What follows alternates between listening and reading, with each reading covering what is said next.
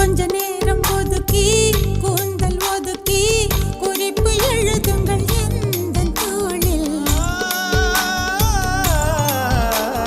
பீலி ஒன்றை எடுத்து தேனில் நனைத்து கையொப்பமிடுவேன் உந்தன் மார்பில். உலகம் வாழ நிதி ஒதுக்கு என் உயிரும் வாழ மடி ஒதுக்கு.